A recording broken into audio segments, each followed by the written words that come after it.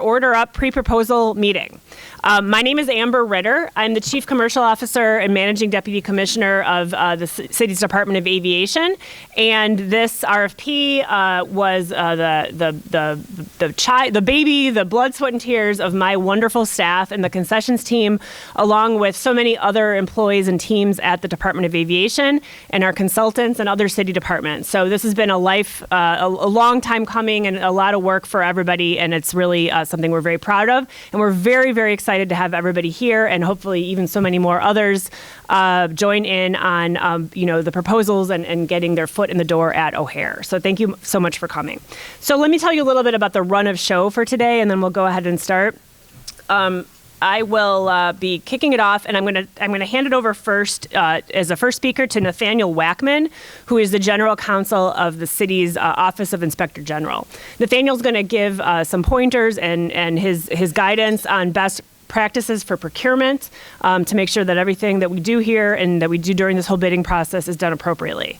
After that, I will speak and I'll give the pre-proposal meeting presentation. We'll go over many aspects of the RFP, some details about the airport and other information about where to find further resources and have questions answered after that.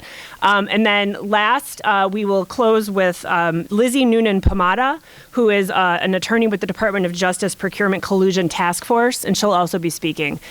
We may have a special guest who may be able to appear here before the end of our presentation. If not, a little bit later, he'll give some remarks. So I want to keep that until we have them. And then, of course, at 11 o'clock, when this presentation is done, that's when the party starts. And we will have a networking event. We have some fun little networking games, just an opportunity for folks to really mix and mingle and meet other business folks that are also interested in bidding. I know you've already had an opportunity to do a little bit of that, and we encourage that to continue. So with that piece, I'm going to go ahead and introduce Nathaniel Wackman as our first speaker. Come on up.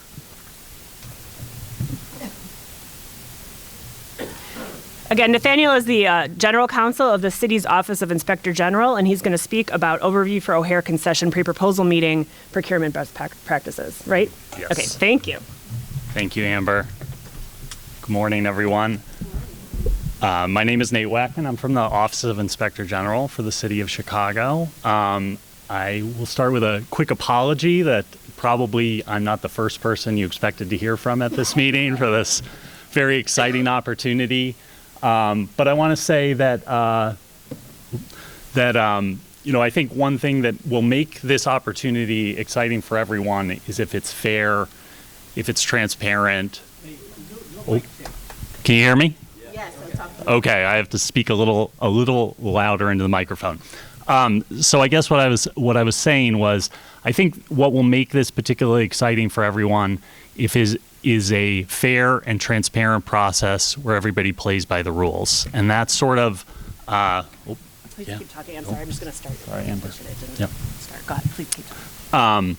So that's what our office does. So I'm going to talk a little about the Office of Inspector General for the City of Chicago, and our role in this process. So we are an investigative agency, and what we investigate are violations of city rules and city laws.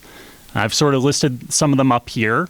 The RFP is going to have a number of rules, and one thing we will investigate are violations of those rules. So in addition to the other things here, like the City Code of Chicago and state and federal law. So that's what we do. We investigate violations of the law.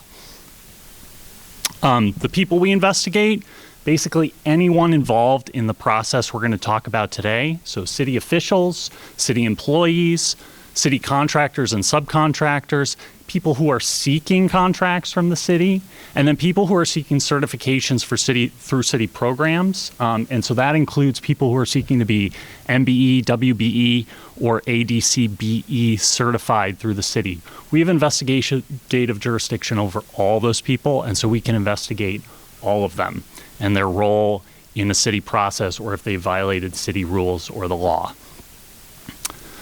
How do we do those investigations? I guess the takeaway from this slide is we have a lot of tools at our disposal to do investigations. We have subpoenas. We can demand documents or interviews from any city contractor, from any city employee or city department. And we partner quite frequently with law enforcement. And my colleague Lizzie, who's here, is going to talk a little about that. But we have a lot of different tools at our disposal to be able to do good, thorough investigations and really try to get to the truth, really try to get to the heart of a matter. What happens as a result of one of the investigations our office does? For city employees, they can be disciplined up to separation, up to termination. For contractors, any number of contracting sanctions we can recommend are imposed, including up to debarment. And then for everyone, if criminal charges are warranted, we can work with law enforcement on those charges. And then some of you may be familiar with the city's Board of Ethics, which is a city body that can impose fines for violations of the governmental ethics ordinance. That's another thing that we can recommend be imposed. So we have a lot of different tools at our disposal to make sure that people who break the rules are held accountable. Here's just a list of some recent procurement investigations that we've concluded. So I just want to put these up as sort of examples of the sort of things we target, the sort of things we're interested in, and the things we've been able to bring to conclusion and hold people accountable. One thread that sort of runs through this is like fraud or false claims to the city, lying to the city, lying in the midst of a procurement process. That is something we take very seriously. That is something we target. That is something we're going to try to get to the bottom of. And just a few important issues that we're going to focus on whenever we're thinking about an RFP process like this, whenever we're thinking about holding people accountable through their interactions with the city. Gifts, some of you may know there are a lot of very strict rules about when, if really, or when city employees, city officials can accept gifts from people they know only by virtue of their city position. Those rules are somewhat complex. They're not like really amenable to me describing them in detail right now, but that's something we take seriously. And that's really because of the second bullet point, which are bribes to city officials or kickbacks to city officials. The gift bans on gifts is one way to sort of get at that issue. And so we look at both things. We look at both the gifts, people who get gifts when they're city employees, city officials who get gifts when they're not supposed to, and then bribes. Does a city employee, does a city official have an interest, a financial interest in a contract being awarded a certain way? That's something we take very seriously. We'll go after both parties. We'll go after both the giver, the briber, and the person who's being bribed or the person who's receiving the gift. Hard time? No, that's just expected. So, false statements to the city, like I said, people lie to the city in applications, in bid documents. That's something we take very seriously. False statements to us in the course of our investigation. We've prosecuted a couple people recently for lying to us. If you sit for an OIG interview, you're sworn in under oath. And so that's something we take very seriously. And then, this at the bottom, MBE, WBE, ADC, BE fraud, so lying in that certification process or any sort of fraud on those programs. As you all know, those are extremely important programs. They serve very important goals for the city, and we will not tolerate any sort of fraud or cheating in them if we can get at it. So those are a couple of the things that we're really interested in this process and in all processes. Duty to report. So all city contractors have a duty to report misconduct to our office. That's just one more thing that we're focused on. So how to get in touch with us. This is my last slide, I believe. If there's any, if you see anything in this process or in any other interaction with the city government that you're involved in that just doesn't sit quite right with you, or is against the law or is against the rules, let us know. You can call us, you can email us, you can go to our website, igchicago.org. We've got an online intake form. You can remain anonymous when you report it. If you're not quite sure, let us figure it out. We've got a bunch of people at our office who know the city rules really well, who are really seasoned at this stuff, and they'll be able to figure out if something went wrong or if it's just, one of those things that occurs, but we'll be able to really get to the bottom of it. And so we'd love to hear from you. I know some of you came up to talk to me at the table. Please, I'll be there after too. You can come up with chat with me. I'll give you my card if you want to reach out to me personally, or if you want to reach out to our office through one of these reporting mechanisms, that would be great. So thank you again very much for allowing me to take a couple minutes this morning and talk to you all. I wish you all the best of luck in this process. Congratulations on being here. And that's all I have. If you want to come talk to me, I'll be there after. Thank you very much.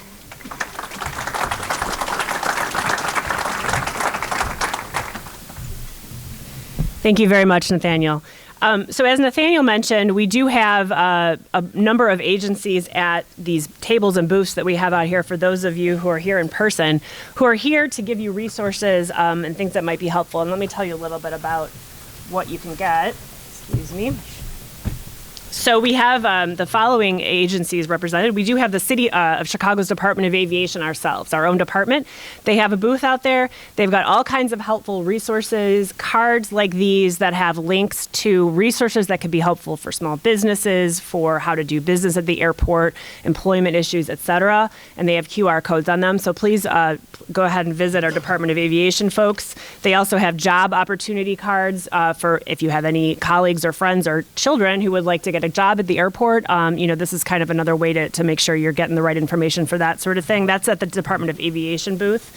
We also have the Department of Procurement Services. They've got the buying guide, which is a really nice thing. It's up there. I didn't take one to show you visually because I didn't want to waste any of theirs because they're precious, of course. But please go grab one, take a look at it. It's also online, of course. That's the citywide procurement buying guide. They also have these cute little cards here that have QR codes where you can access information on workshops, the buying plan itself, the Office of Contracting Equity, resources, and DPS alerts. So please go ahead and visit them. Take that. We also have the booth that is manned by the Department of Business Affairs and Consumer Protection, BACP. So they've got a great small business center with all kinds of information on this sheet. And of course, it links to how to find information online, along with many other resources over there. So please go ahead and visit them. And then you just met Nathaniel Wackman from the OIG. The OIG and the Department of Justice are at another table, and they've got great information on Nathaniel from the OIG has know your city. So, you see something, say something kind of card. It gives you information on how to make anonymous or non-anonymous at your discretion tips to the IG for something that you think they ought to be looking into, et cetera, and more information there.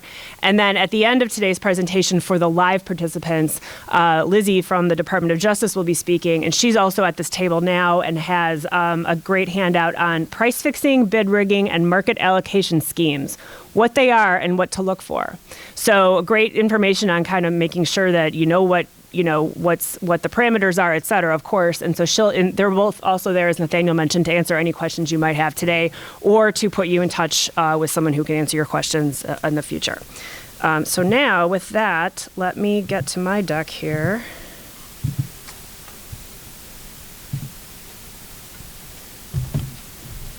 I'm going to let the tech folks take over. So while she's doing that, what we're going to talk about today, again, is a little bit about the procurement itself, of course, the RFP, some airport background information, and where to find more resources. Now, one thing I want to make sure, I think I'm not on the mic, right? One thing I want to make sure people understand right off the top is that we will not be taking questions today. So if you've taken a look at the RFP, you'll see that there is a procedure within the RFP for the submission of written questions. Any question you might have about something that you're not sure what it means in the RFP, or, how do I do this, or did you mean this, or did you mean that, whatever it might be, anything about the RFP, if you have a question, we have a procedure for that. You must submit the question in writing to the email address orderupquestions@cityofchicago.org. That's in the RFP. It's in all of the resources we'll give you today.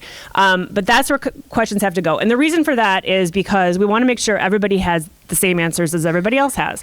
So if someone were to ask something today and then someone else, didn't hear it or wasn't available to attend today, they might miss out on that information. So we want to make sure everyone's got the same information. We will not be taking any questions. And that also pertains, of course, to the networking event that we have after this. We're excited to talk to all you guys, but we won't be taking any specific questions about the RFP. All right. This meeting is being recorded as well. It's also being live broadcast right now on Zoom. It will be recorded and put in our data room. So if you'd like to refer back to this later, either the deck itself or the presentation here we're seeing, it will be recorded in the data room probably as early as tomorrow.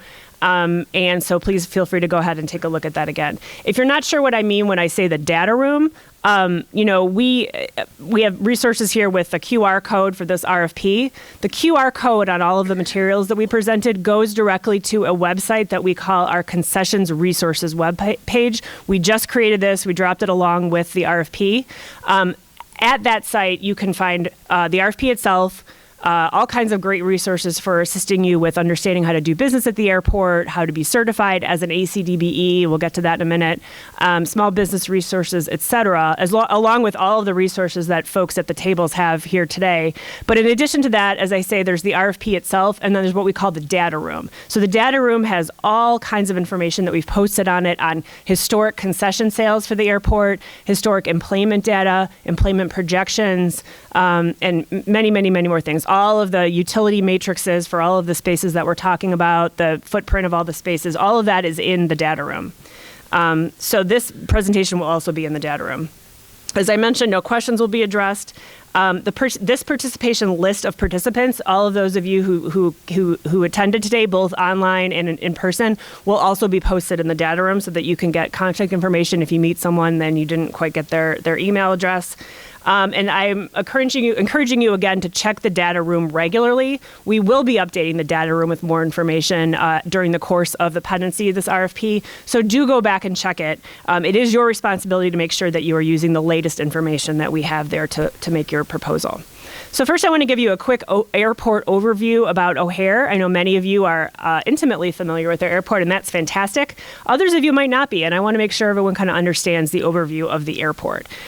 We are in the midst, as many of you know, of a large-scale development project that we call O'Hare 21, bringing O'Hare into the 21st century. This involves building an OGT, what we call the O'Hare Global Terminal, that will replace our existing Terminal 2, as well as 2 satellite concourses that will give us gate capability in order to demolish, Terminal 2 and build the OGT. It also included the expansion of Terminal 5, which is now largely complete.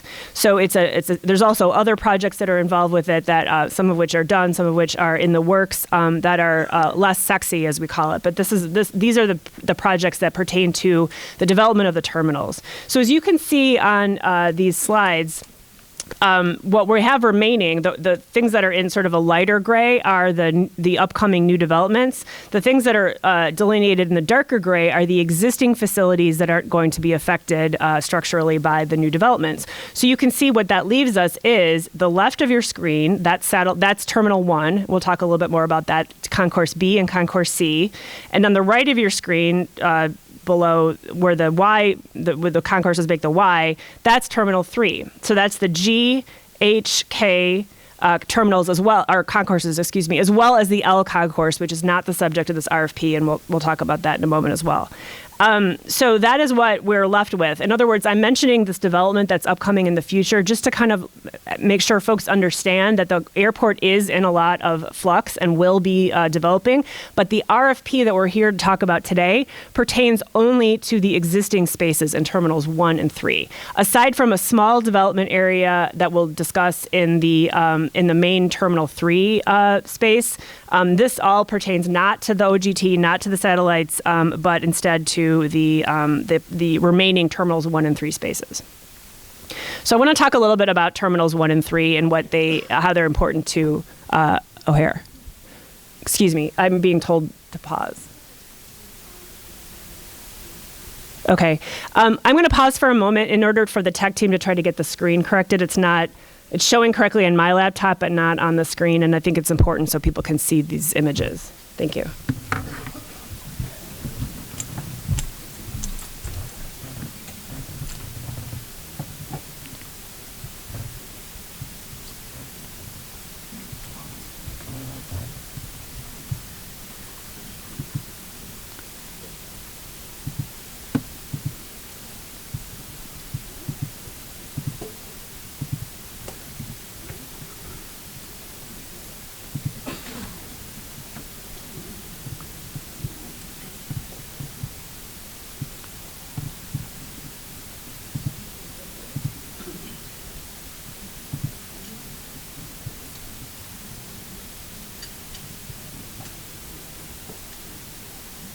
Can we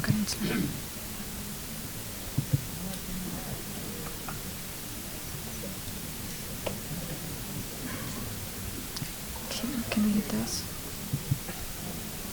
Free baseball next year for the South Side team. Yeah. Ready for next year? Well, good morning, everyone. Good to see you. And I think, Gamma, you're doing a good job. Thanks, Dwayne. I was trying not to lose them by letting them chat. So. You got it. But, congratulations. This is huge. So congratulations on the opportunity to come to all. Good luck.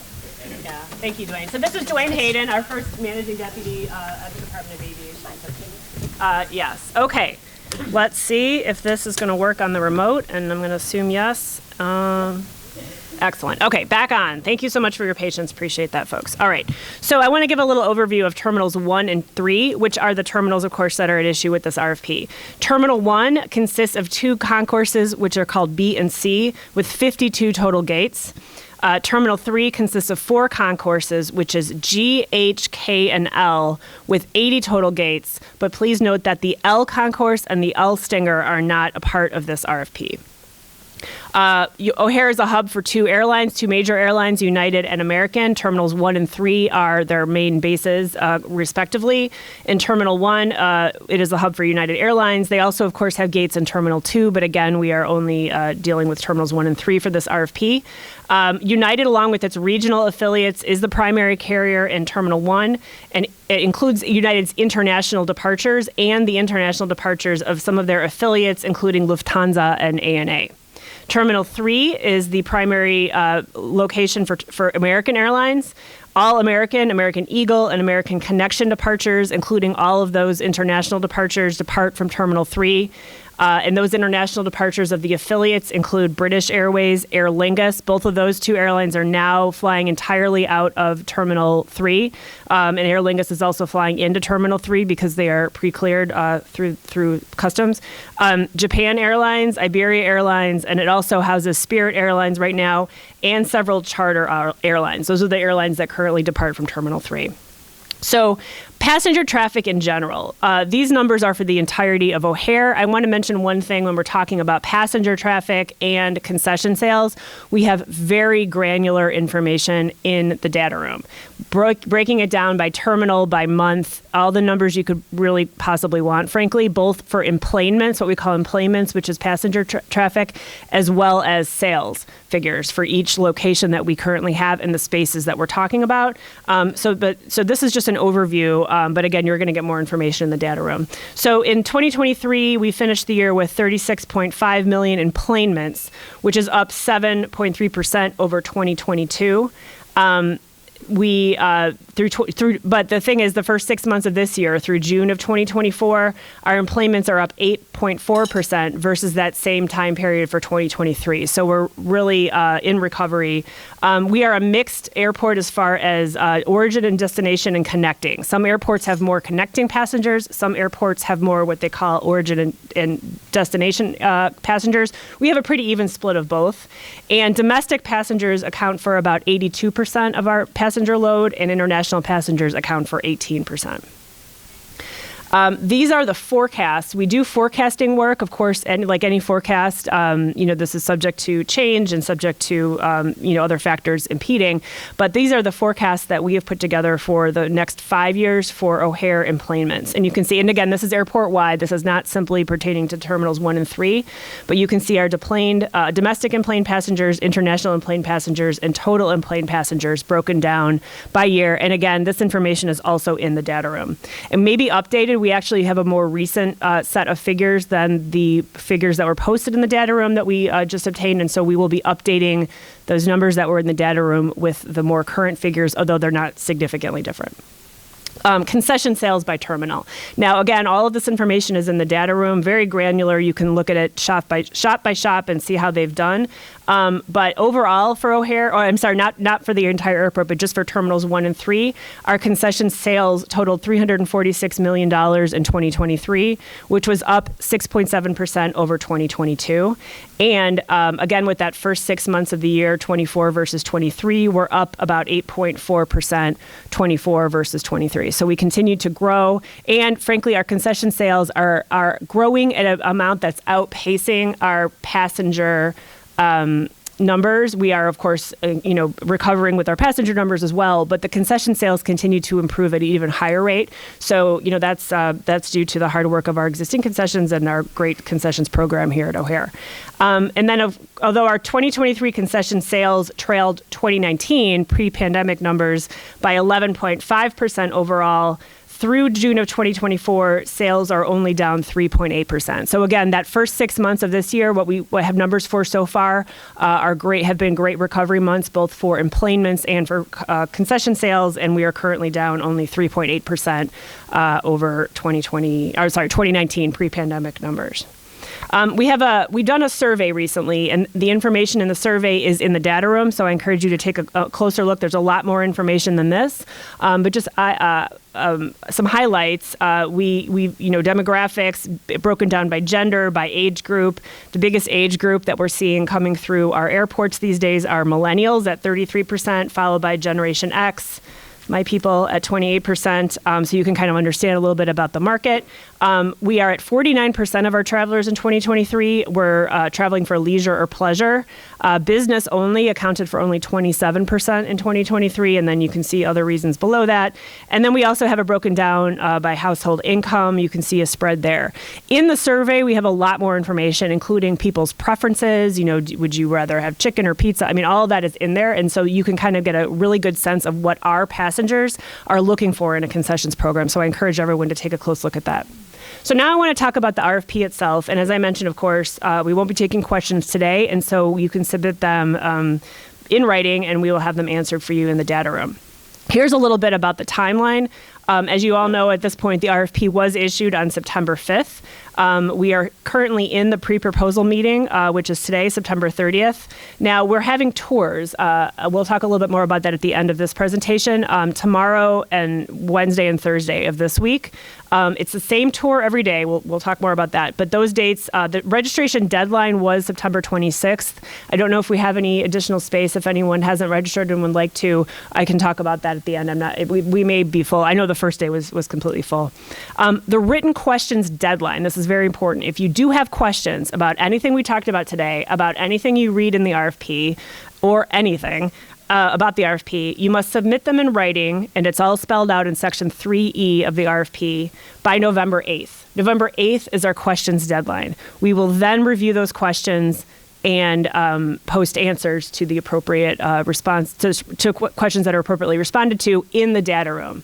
To be frank, we are looking at questions that have already come in. If there's something that's, that's really unclear, I can see their point, we really need to clarify that, we may issue a clarification of the RFP prior to that November 8th date. But so it might be in your interest, if you have questions, to send them in as soon as possible. But at any rate, the bulk of the questions will be answered after November 8th.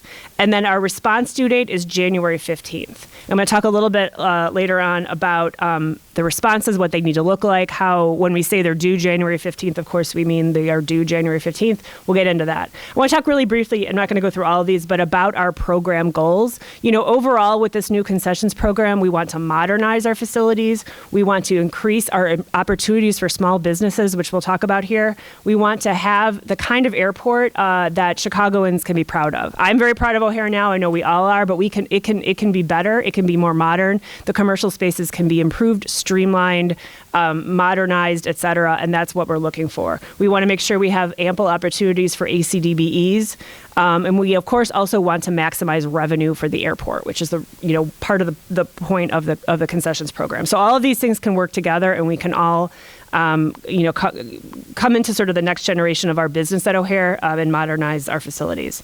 Now we get into some of the more nuts and bolts of the RFP. I want to talk a little bit about the minimum qualifications. This is all spelled out in the RFP. I encourage you to read every single word of it very carefully, and make sure, if you are so inclined to have an attorney or an advisor also read it, to also take a look at it, because there's a lot in there. It is a long document. But here are the minimum qualifications to bid.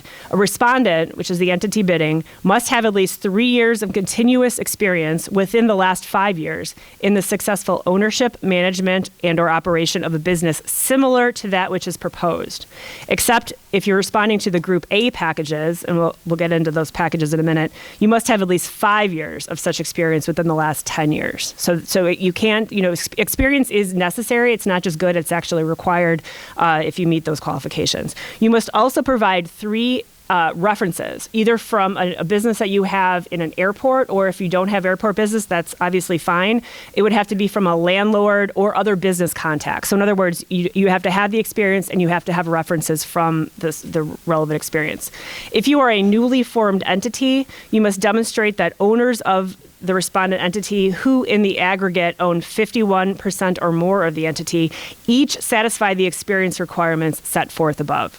And then last, you must provide evidence of your ability to fund or finance the sum total capital cost of all proposed locations within all packages that you're bidding on. So in other words, if you're bidding on every single package, well, what if you win them all? Do you have the capital, to do that, and what's it going to look like? You'll see in the RFP where that information needs to be provided, but we just want to flag here that it is important to us that we understand that you're not overstretched and that you're able to handle these business opportunities.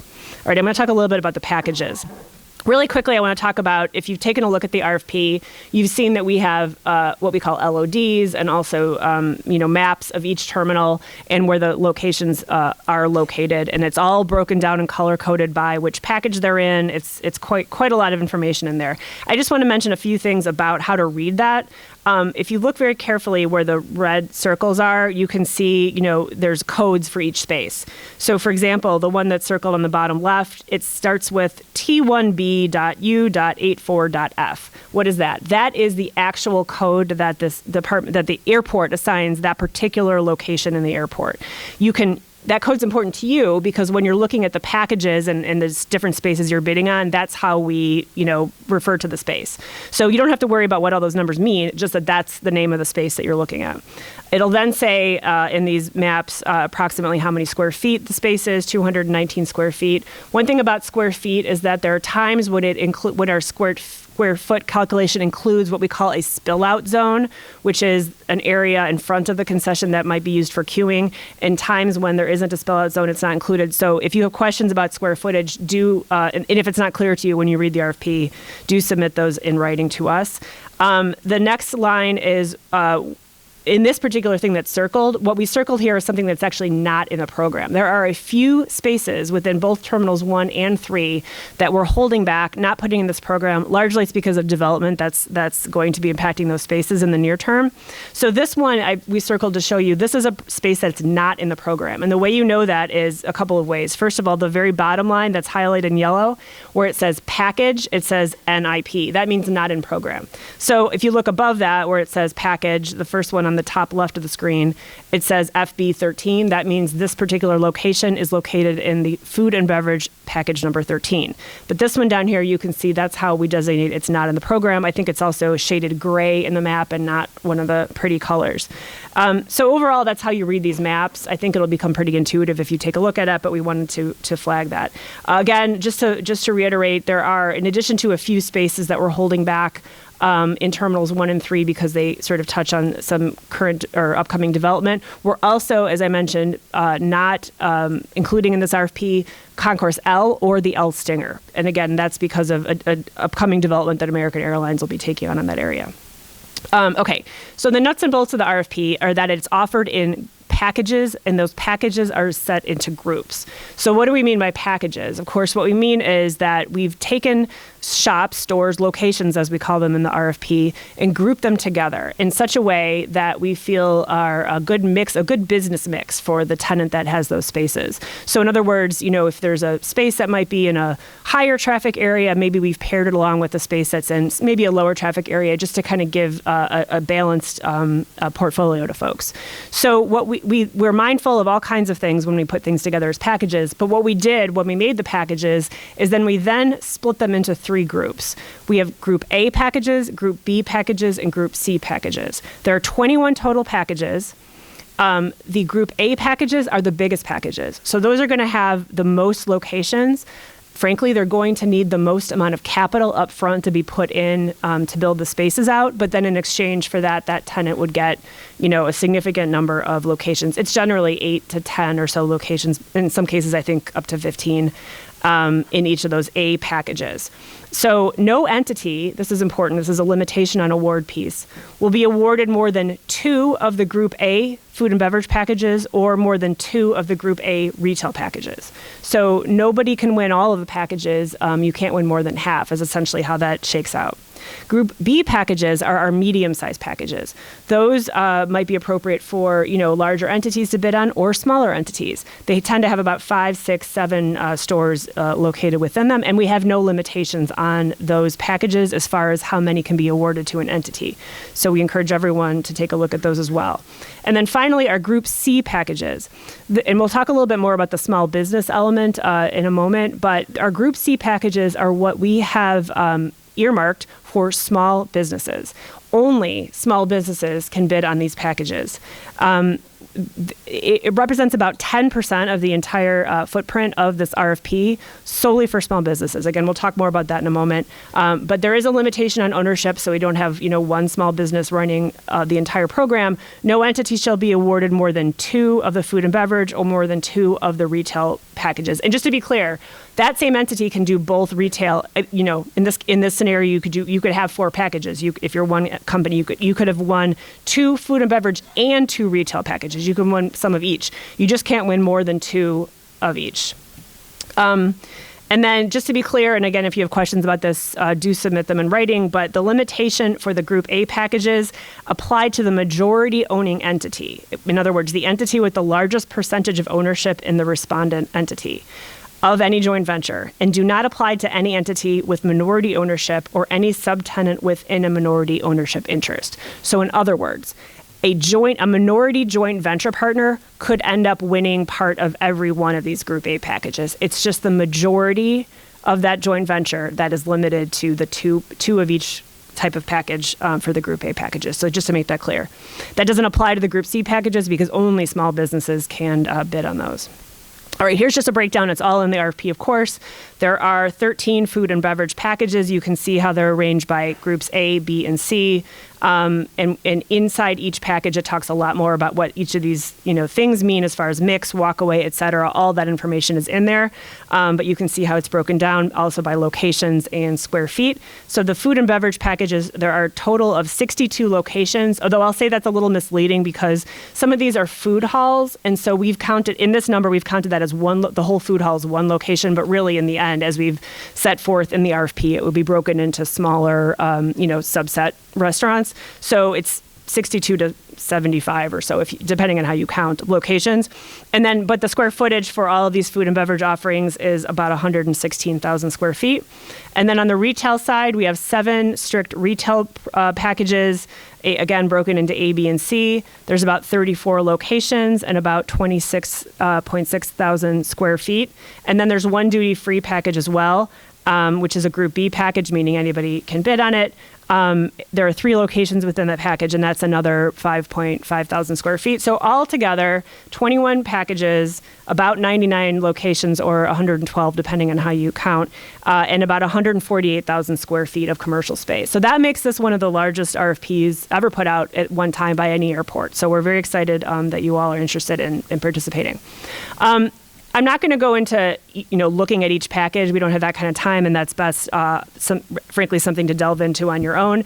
But keep in mind, when you do take a look at these packages, the following information are in there. And the packages, I should say, are attachment 1 or A to the RFP. They're also linked separately in the data room, so you don't have to wade through all the pages of the PDF. You can just hit package FB1, package FB4, whatever you're interested in, and it pops up.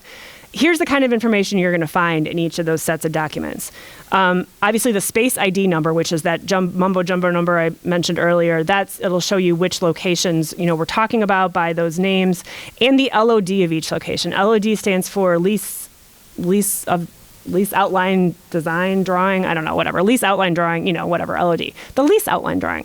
All of that is in there, along with things like the utility matrix for each location, meaning what kind of utilities do we have gas in this location, et cetera, that kind of thing. So that's all in there. In addition, it's a description of the offering. So what that means is, here's what we're looking for in these spaces. That's related to this types of offerings defined and any requirements.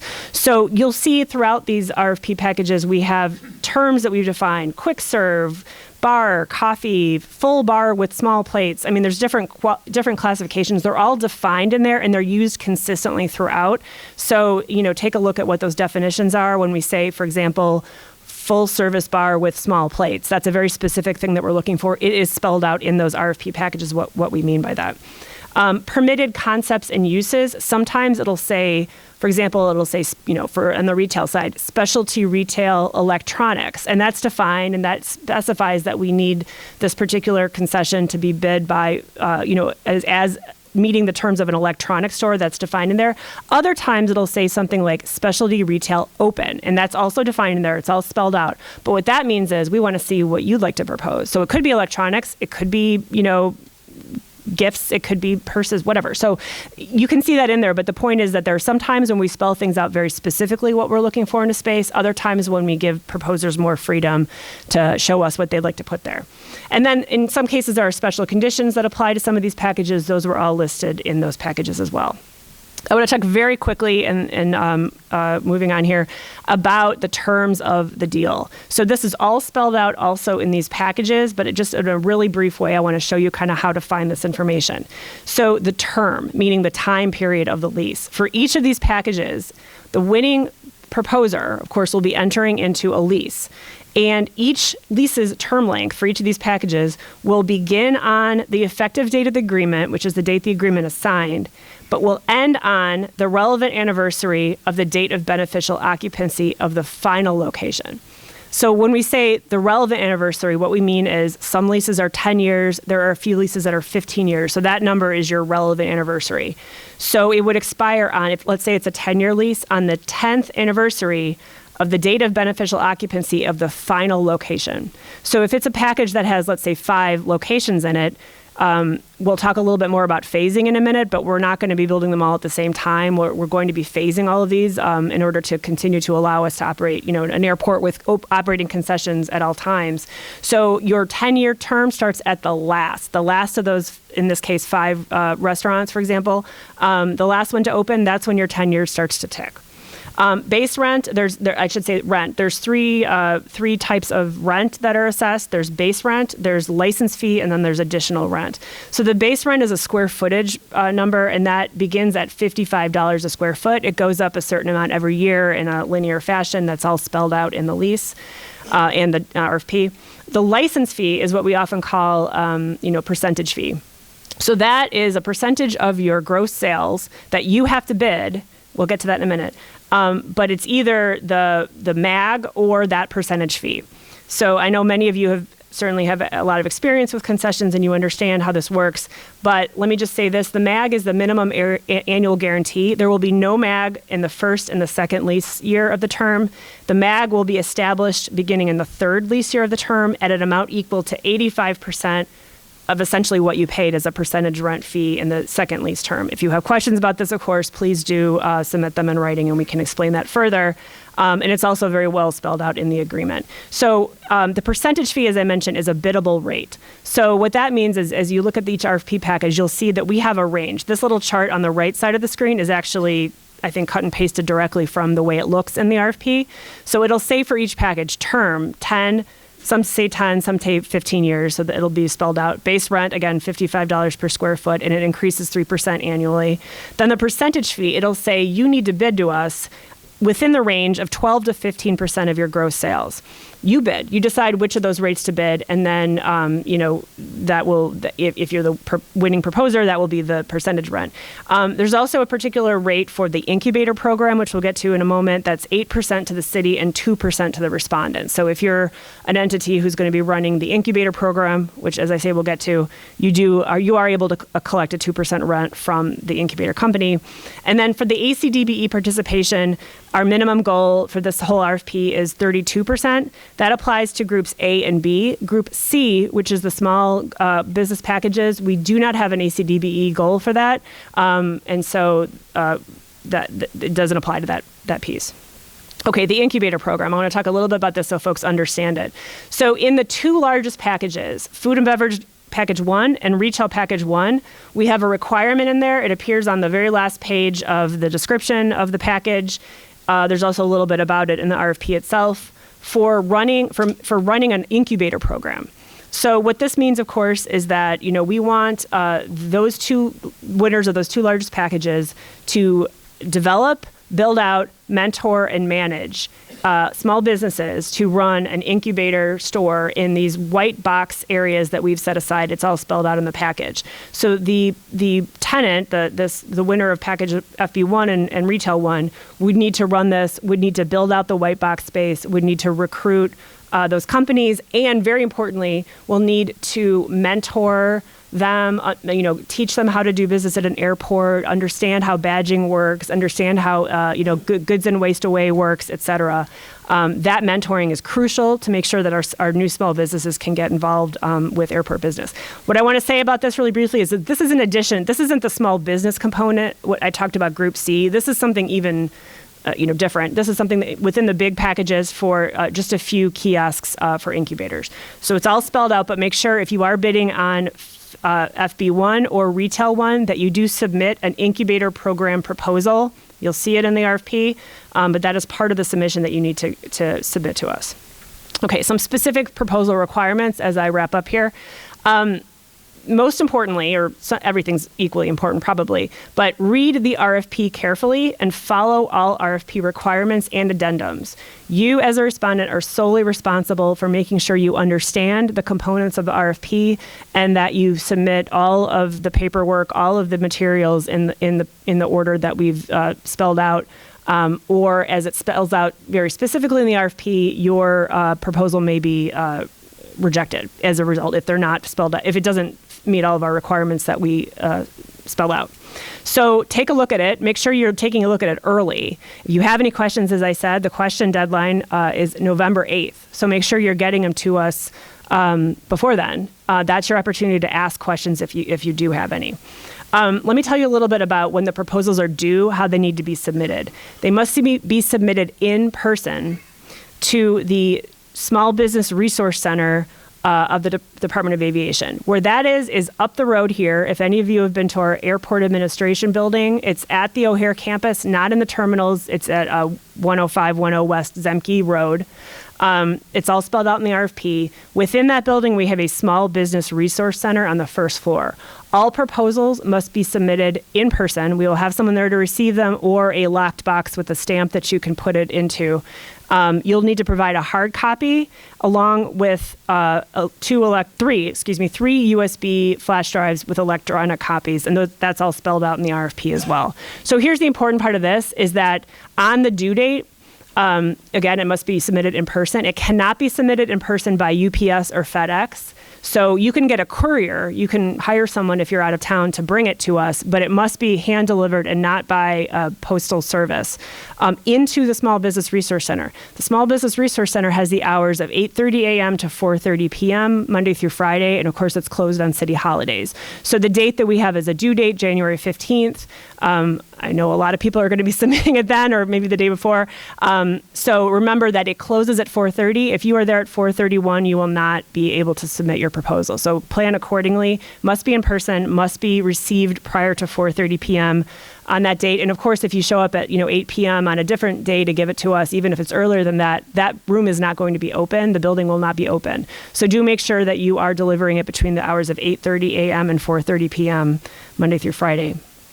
So you will see a short list of kind of how to understand exactly what you need to be producing when you propose. In the submittal requirements, that is proposal form O in the RFP, and that's a checklist of all the stuff you gotta submit. And you also need to submit this checklist with everything checked off. So it's a fail-safe to make sure that you're submitting all the correct forms. Once proposals are submitted, of course, we then evaluate the proposals through selection committees. And those selection or evaluation committees use criteria to assign points to each proposal. Those criteria are spelled out in detail in the RFP. These are the highlights of it. This is the general points, but each of these has sort of sub-points that are broken down in the RFP. 15 points are awarded for experience and qualifications. 30 points are awarded for a concept plan, services, and the capital investment that the business is pledging to put in. 25 points are awarded for design. 20 points are awarded for management, operations, and the customer service plan, and all of those information, those plans, it's all spelled out in the RFP. And then 10 points for compensation to the city. That's the biddable percentage rent that we mentioned earlier. So again, please do take a very close look at the evaluation criteria, and frankly, make sure that you're addressing all of the points that are put in the evaluation criteria. That's what we'll be judging you on. So make sure that you're hitting all those points in your response. I want to talk briefly about ACDBEs. We, as I said, have a goal of 32% for the groups A and B packages, which we're very happy about. First of all, if you are eligible or interested in becoming an ACDBE, and of course that stands for Airport Concessions Disadvantaged Business Enterprise, and you are not yet certified, and you have not yet begun the certification process, I would encourage you to make haste to do so. You can certainly talk to the folks at the DPS table here, the Department of Procurement Services. You can also follow the links that we include in the concessions resources website that we've been discussing.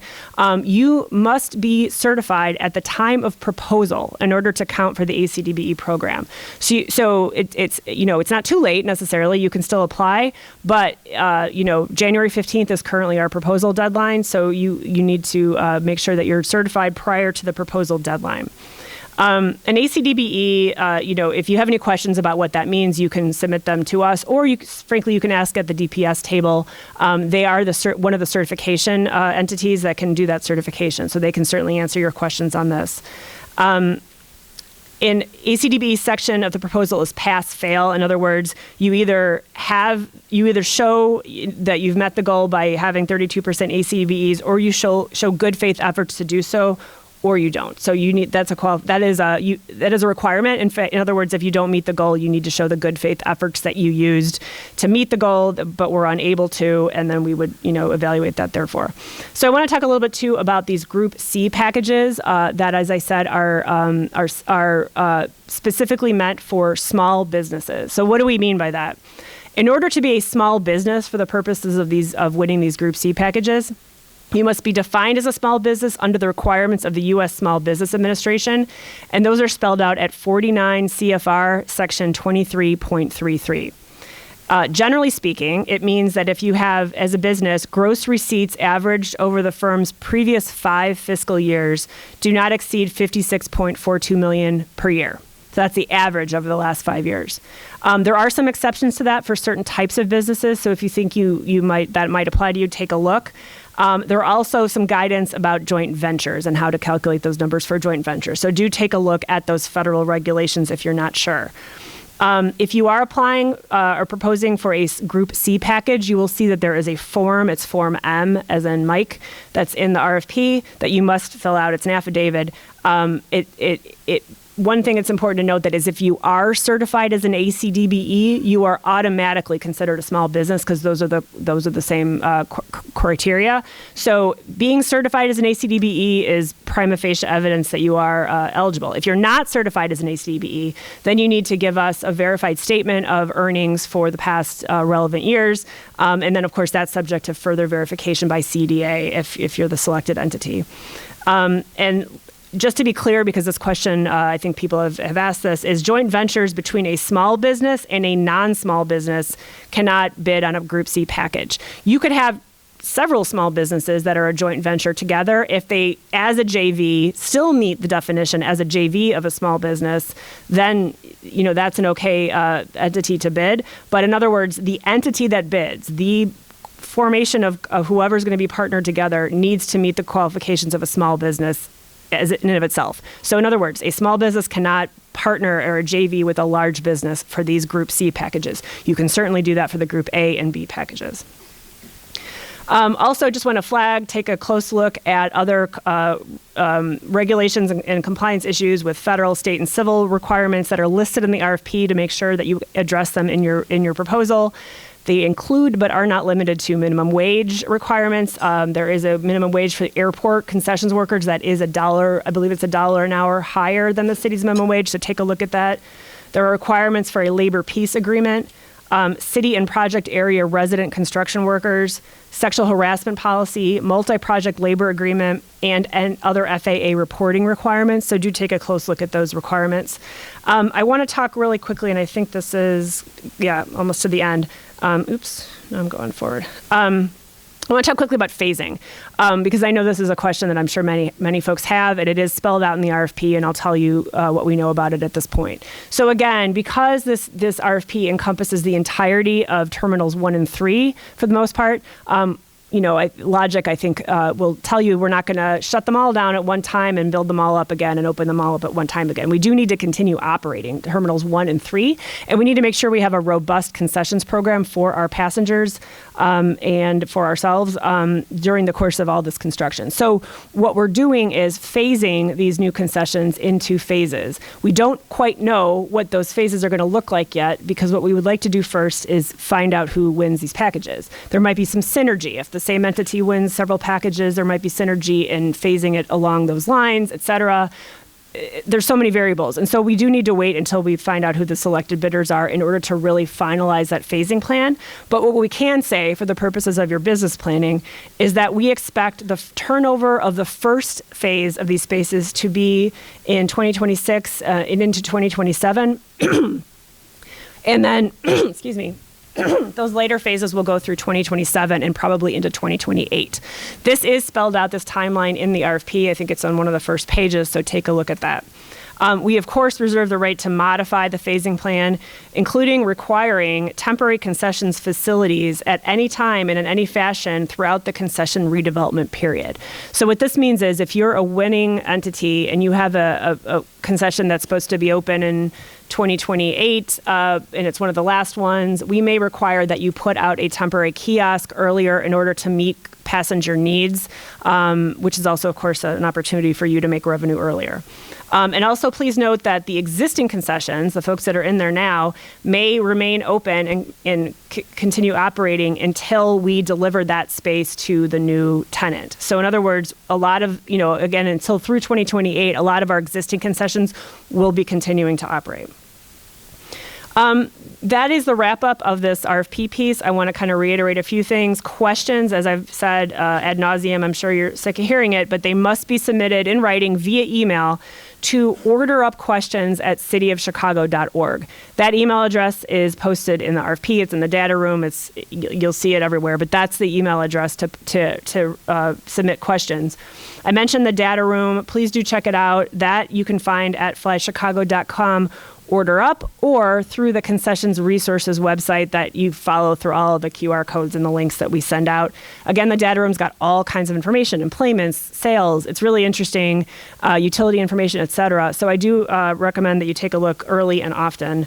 And then again, to finalize, we mentioned the concessions resources website. That is at this address and also is linked at those QR codes. We have all kinds of information on there on how to get certified as an ACDBE, how to do business at the airport.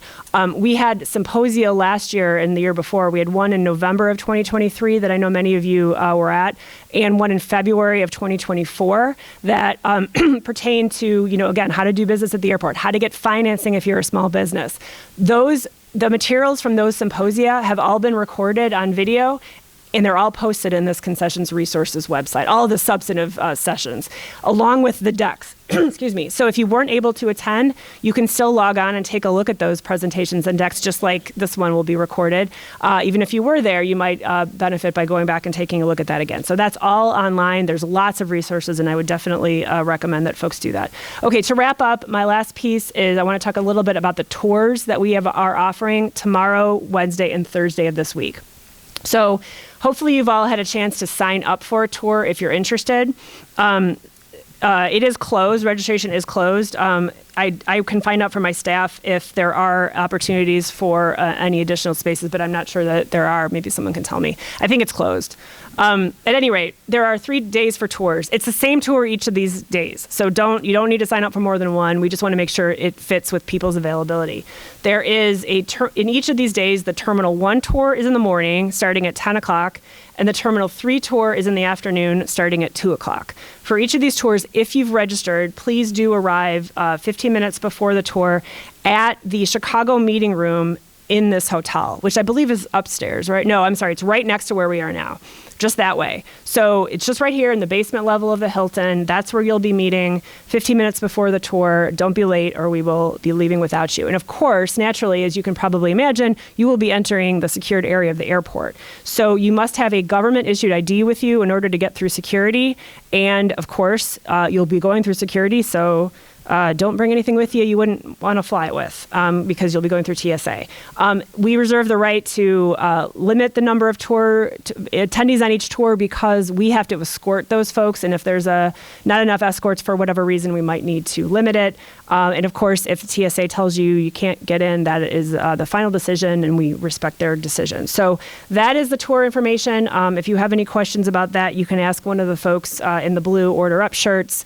But any other questions, again, on the RFP itself must be submitted by November 8th. So with that, I am very excited to introduce our special guest, John Robison. So John Robison is the Chief Operating Officer for the City of Chicago in Mayor Johnson's cabinet. We're very honored to have him here today to give a few remarks about this exciting opportunity. John, if you'd like to come on up.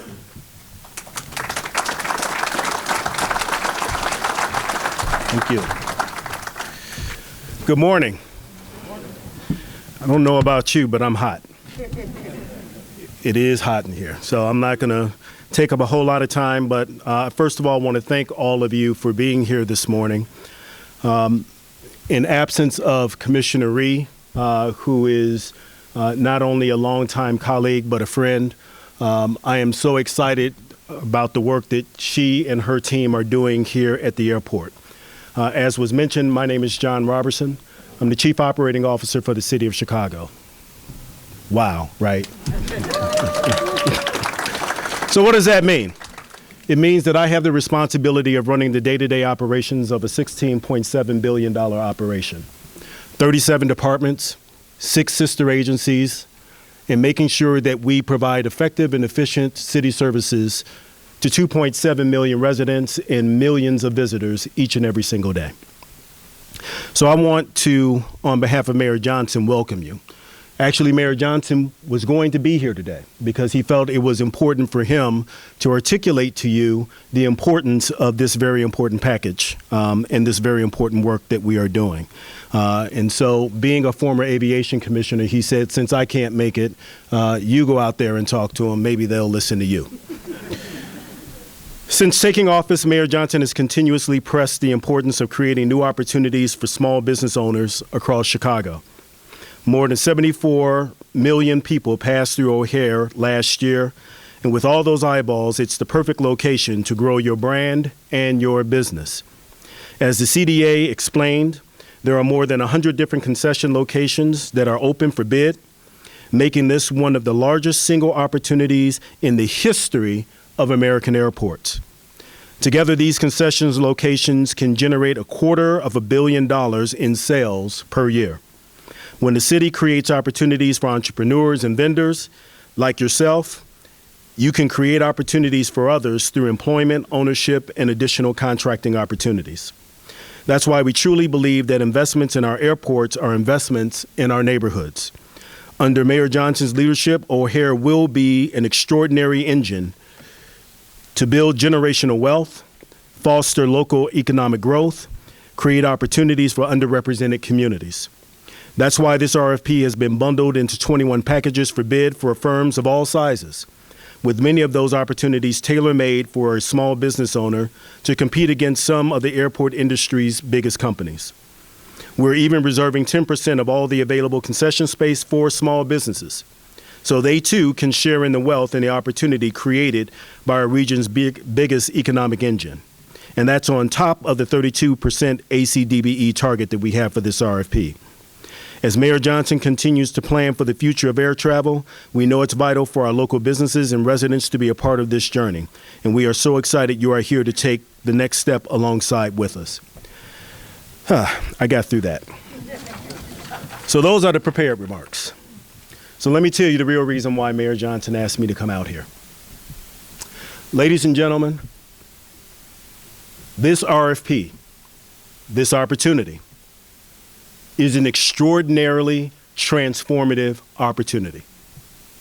It is important that we use this platform to be transformative in the way that our city and our airport and the residents and the citizens of our great city will be able to take advantage of this. If you are here because you are simply here to do business as usual, you are in the wrong place. If you are here to do something transformative, here is the opening. We are done repairing slave ships of the past. We are here to build spaceships to the future. You don't have to clap, because here's what's going to happen. This RFP is representative of a new way of thinking, a transformative way of thinking about how concessions are done. The concessions that are at the airport right now are the same concessions that were here when I was here 20 years ago. Think about that. And that's nothing against the companies. But what it means is that if we are going to transform our city, if we are going to be the airport of the future, it means that we have to do things different than we have done in the past. When we came in May of 2023, our O'Hare TAP program was years behind schedule, billions of dollars over budget. And we have spent over the last year and successfully got to a point where we came to agreement with our airline partners, and we are now moving forward with the single largest capital program in the country.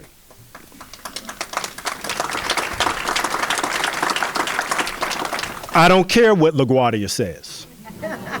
I don't care what New York says.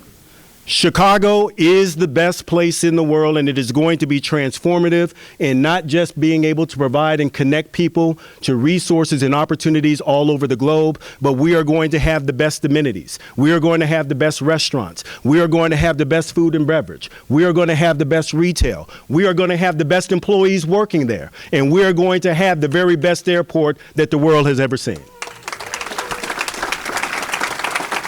Now, the question becomes, are you going to join us on this journey?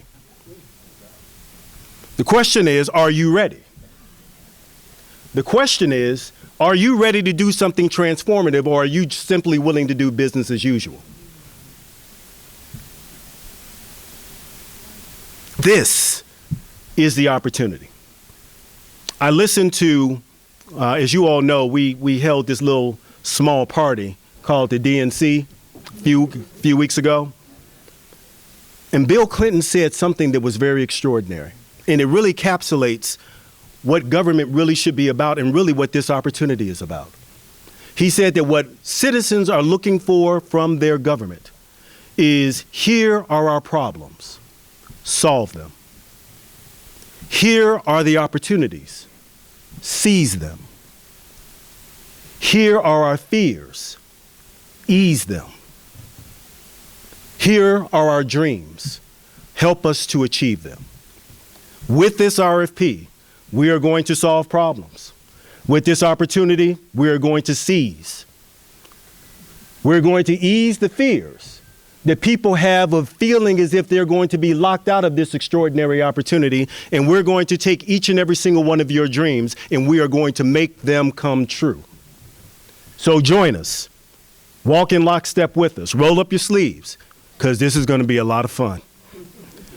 And if you're ready for this journey to transform O'Hare into the airport of the future, order up. You're in the right place. Thank you.